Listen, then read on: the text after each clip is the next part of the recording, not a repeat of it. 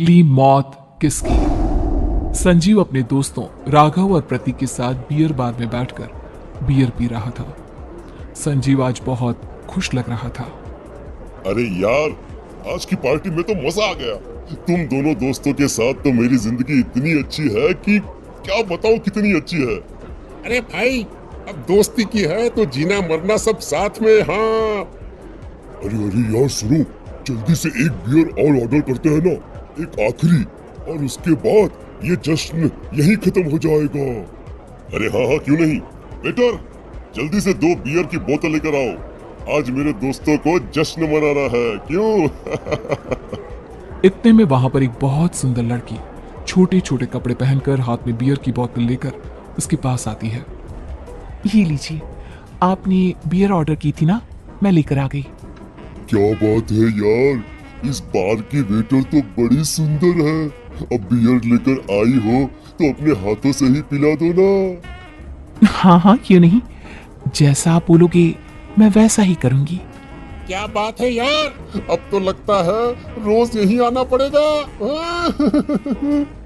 उसके बाद वो लड़की उन तीनों को बियर सर्व कर देती है। पार्टी करने के बाद वो तीनों अपने अपने घर जाते हैं। प्रतीक संजीव और राघव को उनके घर छोड़कर जैसे ही अकेला अपनी कार में आकर बैठता है तो अचानक उसे एहसास होता है जैसे उसकी कार की पीछे वाली सीट पर कोई बैठा हुआ है। वो तुरंत पीछे मुड़कर देखता है। तुम यहाँ क्या कर रही हो? और तुम मेरी कार में कब आई? अरे तुम तो बार में वेटर थी ना। बस ऐसे ही मेरा दिल कर रहा था आपके साथ आपके घर चलने का, इसलिए मैं आपके साथ चली आई। अरे लेकिन तुम मेरी कार में आई कब? अभी कुछ देर पहले तो यहाँ पर मेरे दोस्त बैठे हुए थे। प्रतीक के इतना बोलते ही उस लड़की का चेहरा खतरनाक तरीके से बदल जाता है। उसकी आंखें पत्थर की तरह सफेद और पूरे शरीर पर नीली नीली नसें उभर आती है। गाड़ी चलाओ, पूरी स्पीड में चलाओ, और अगर तुमने गाड़ी रोकने की कोशिश भी की तो मुझसे बुरा कोई नहीं होगा। डर की वजह से प्रतीक के पसीने छूटने लगते हैं। उसका शरीर बुरी तरह से कांप रहा था।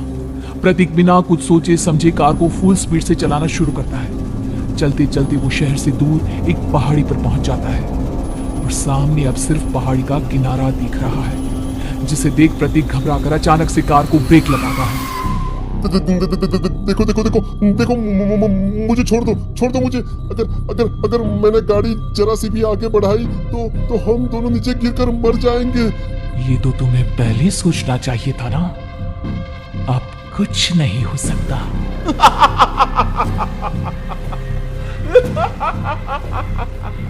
छोड़ दो मुझे।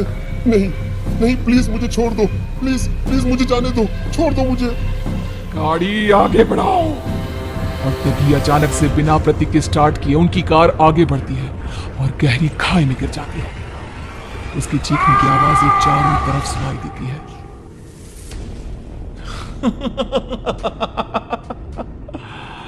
तुझे मारकर मेरे कलेजे में जल रही आग को थोड़ी शांति तो मिल गई, लेकिन अभी ये कहानी खत्म नहीं हुई।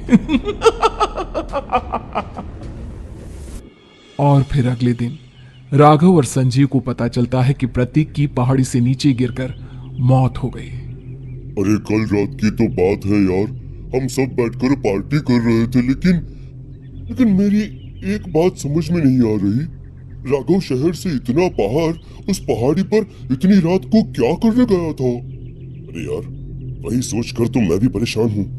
हम दोनों को छोड़ने के बाद तो वो सीधा अपने घर जाने वाला था, और वो आत्महत्या क्यों करेगा भाई?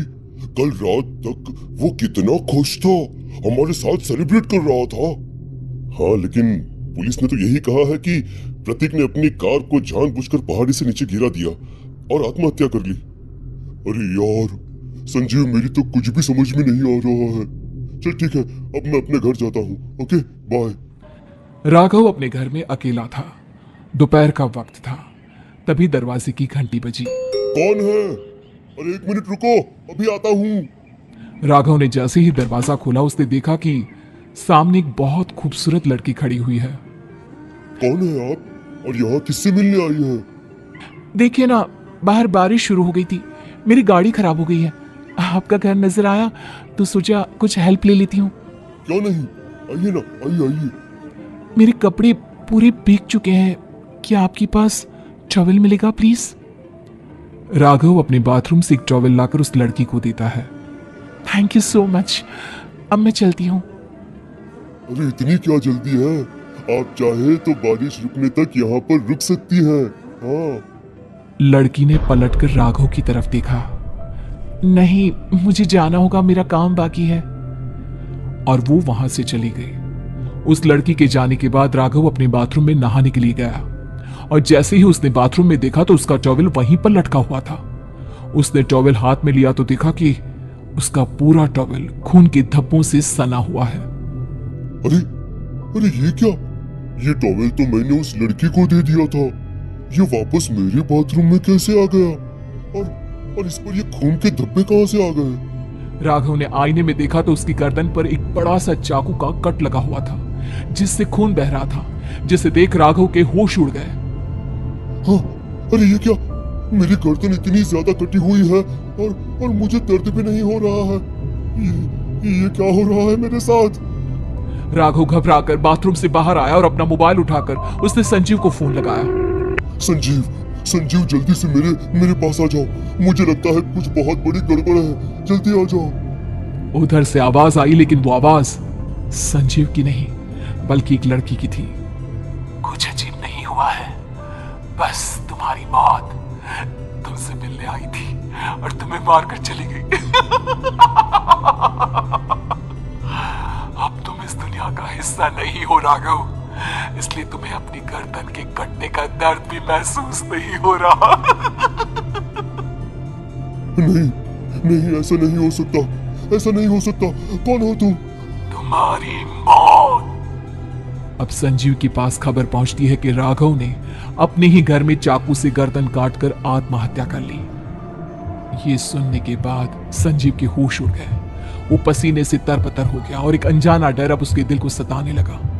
संजीव के साथ ही उसका एक छोटा भाई राजीव भी रहा करता था। अपने भाई को इस तरह परेशान देखकर राजीव उसके पास आया। अरे भैया, क्या हुआ भैया? आप इतने घबराए हुए क्यों लग रहे हैं? प्रतीक और राघव की मौत, मेरा मतलब मेरी कुछ समझ में नहीं आ रहा भाई। अचानक से मेरे दोनों दोस्तों ने आत्महत्या क्यों कर ली? अरे वो तो मेरी भी समझ में नहीं आ रहा है भैया। हाँ, हो सकता है कि कोई परेशानी होगी और इसीलिए उन्होंने ऐसा किया होगा। हाँ, लेकिन दोनों की जिंदगी में एक साथ परेशानी और दोनों का इतनी खतरनाक तरीके से आत्महत्या करना, कहीं कहीं ऐसा तो नहीं मैं भी मर जाऊंगा? अरे आप ऐसी बातें क्यों कर रहे हैं भैया? वैसे ही मैं इतना परेशान हूँ। जब से अंजलि ने मेरा साथ छोड़ा है तब से सब कुछ बहुत अजीब सा हो गया है।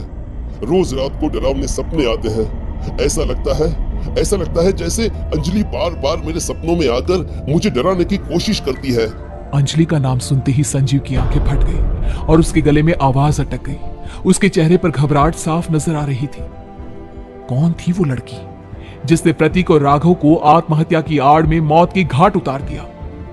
और कौन थी अंजलि जो बार बार राजीव के सपनों में आकर उसे डरा रही थी?